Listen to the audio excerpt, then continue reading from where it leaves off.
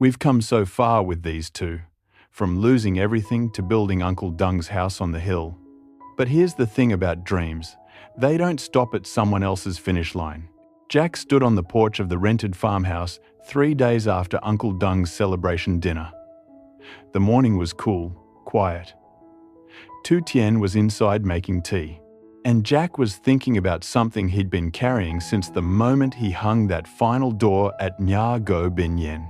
He wanted to build another house, their house, his and Tien's.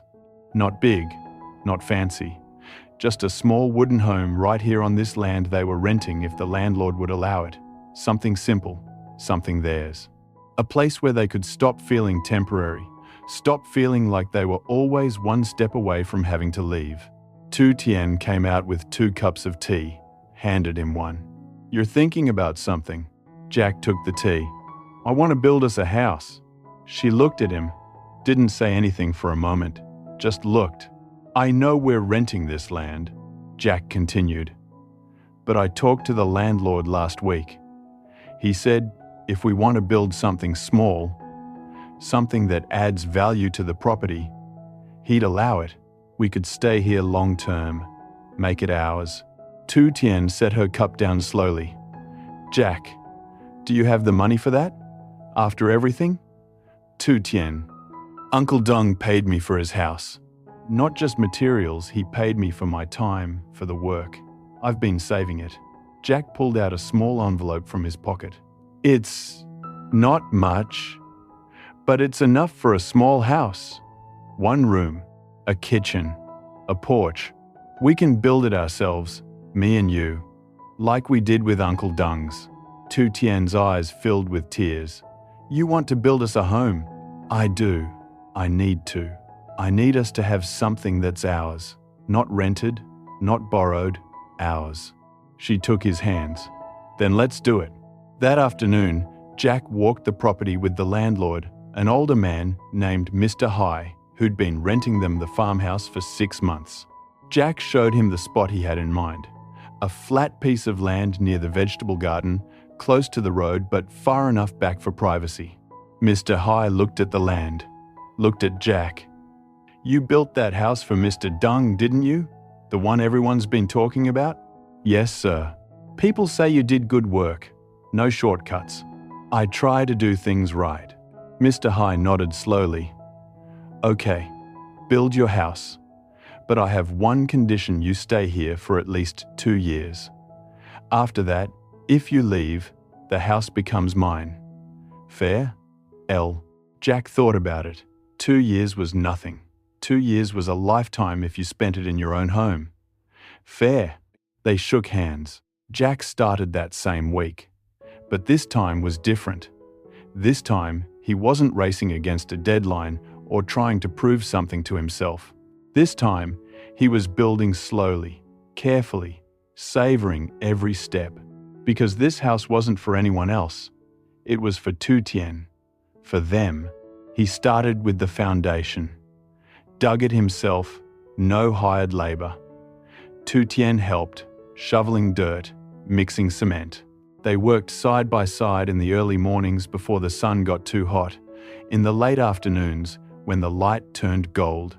"We're really doing this," Tien said one evening, looking at the fresh concrete curing in the ground. "We really are." By the second week, Jack had the foundation finished and had started ordering materials. Not as much as Uncle Dung's house, this would be smaller, simpler. But he chose the same acacia wood. Strong, beautiful, built to last. Uncle Dung came by one afternoon, saw what Jack was doing. "Another house already?" "This one's mine," Jack said. "Mine and Tien's." Uncle Dung smiled. "Need help? I've got it. But thank you." "You sure? I could spare a day or 2. Jack looked at the old man, at the kindness in his face. "Actually, yes. I'd appreciate that." So Uncle Dung came by the next day with his tools. And the next. And suddenly it wasn't just Jack and Tien building a house. It was Jack, Tien, and Uncle Dung. 3 people who'd found each other through loss and work, and the quiet belief that you could always start again. They framed the house in 4 days. Small frame, simple design. One main room that would serve as bedroom and living area. A kitchen with a window facing the garden. A porch facing west where Jack and Tien could sit and watch the sunsets. On the 5th day, Jack's phone rang. His mother, "Jack, I'm coming back." "To visit?" "No, to stay. I'm moving back. Uncle T says I've been hiding in the countryside long enough, and I want to be near you and Tien. I want to be part of whatever you're building." Jack felt his chest tighten. "Mom, I don't have space yet. I'm building a house, but it's small. Just one room for now." "I'm not asking to live with you, son. I'll find my own place nearby. But I want to be close. I want to help. I want to see my grandchildren someday." She paused. "Is that okay?" Jack's throat went tight. "Of course it's okay, Mom. Come home. I'll be there in 3 days." After he hung up, Jack sat down hard on a stack of lumber. Tien came over, concerned. "What's wrong?" "Nothing's wrong. My mother's coming back. For good." Tien's face lit up. "That's wonderful." "I know. I wanted to have the house finished before she got here. I wanted to show her we're okay. That we have a home." "Jack." Tien knelt beside him. "She already knows that.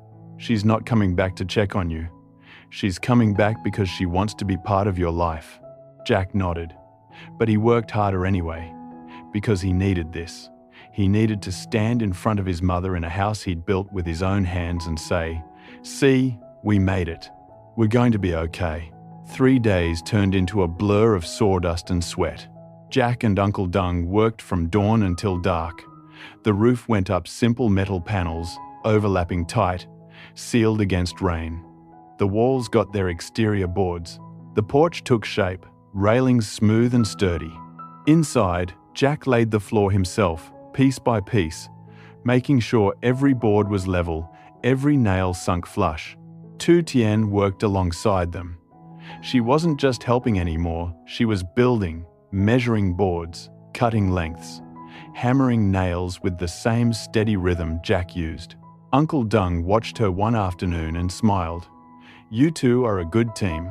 "We are," Jack said, not looking up from the windowsill he was installing. On the 2nd day, Lei arrived.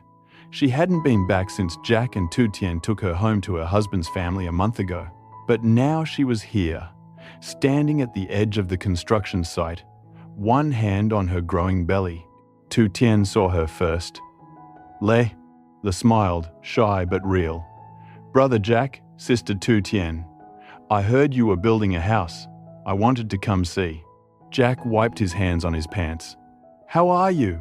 How's everything at home?" "Good. Really good." Lei's smile got wider. "My husband apologized. His mother apologized. They want me to stay. They're excited about the baby now." Tien pulled her into a hug. "I'm so happy for you. I wouldn't be here if it wasn't for you two. You gave me a place when I had nowhere. You showed me that people can be kind even when they don't have to be." Lei looked at the half-built house. "So, I came to help. If you'll let me." Jack looked at Tien. She nodded. "Of course," Jack said. "We'd be honored." Lei stayed the rest of the day. She couldn't do heavy lifting, but she could sweep sawdust, organize tools, bring water when people got thirsty. She filled the construction site with chatter and laughter, lightness that hadn't been there before. That evening, as the sun set and they finally stopped working, Lei said goodbye and promised to come back the next day. Jack watched her walk down the road, one hand on her belly, and felt something shift inside him. This house wasn't just for him and Tien anymore. It was proof that kindness mattered, that helping people, even strangers, created something that lasted longer than wood and nails. The 3rd day arrived. Jack's mother was coming that afternoon. Jack worked through the morning in a focused silence. The house was almost done. Windows installed, door hung, kitchen sink connected. The interior walls still needed paint. The porch needed a final sanding. But it was livable. It was a home.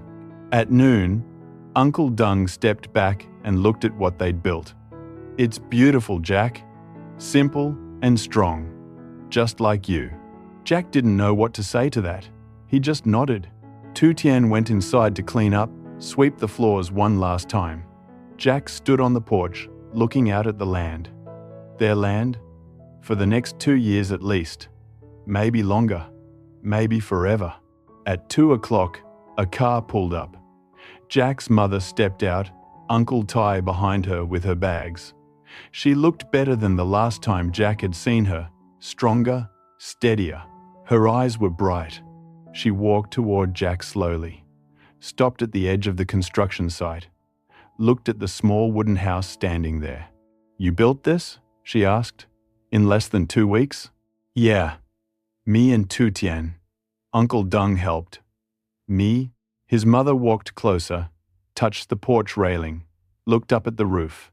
Then she turned to Jack, and her eyes were full of tears. "My son, my beautiful son, you lost everything, and you just kept building." Jack felt his throat close up. "I had to, Mom. I couldn't just sit in the ashes." "No, you couldn't." She pulled him into a hug, held him tight. "Your father would be so proud. I am so proud." Tien came out onto the porch then. Jack's mother released Jack and went to her, took both of Tien's hands. "Thank you for standing beside him, for building this with him." Tien's tears spilled over. "He's my home. Wherever he builds, I'll be there." Jack's mother smiled. "Then you're family. Truly family." They went inside together. Jack, his mother, Tien, Uncle Dung, Uncle T. The house was small, but it held them all. They stood in the main room, looking around at the simple beauty of it. Wooden walls, clean floors, a kitchen window that let in afternoon light. Jack's mother walked to the window, looked out at the garden, at the land stretching beyond. "This is perfect," she said quietly. "This is what a home should be. Not big, not fancy, just honest, just real. Gay. A. Jack stood beside her. "I want you to be part of this, Mom. I want you nearby. I want us to be a family again." His mother turned to him. "We never stopped being a family, Jack. We just got lost for a while. But we found our way back." Uncle Dung cleared his throat. "I think this calls for a celebration. Another dinner. Another first meal in a new house." Jack's mother laughed. "I'd like that. But this time, let me cook. Let me bless this house the way a mother should." And so that's what they did. Jack's mother and Tien cooked together in the small kitchen simple food, the kind Jack had grown up eating.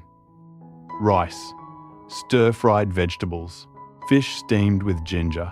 The smell filled the house, made it feel lived in, loved. They ate at a small table Jack had built that morning. 6 people around a table in a house that was barely finished. But it felt complete. It felt right. After dinner, they sat on the porch. The sun was setting, painting the sky orange and pink. Jack sat between his mother and Tien, Uncle Dung and Uncle T on either side. They had gone home, but her presence lingered, a reminder that this house, this life, was built on kindness. Jack's mother spoke first. "I was wrong to fall apart after we lost the house. I was wrong to run away." "Mom, you were grieving." "Let me finish." She looked at him. "I was wrong, but you weren't. You stayed. You built.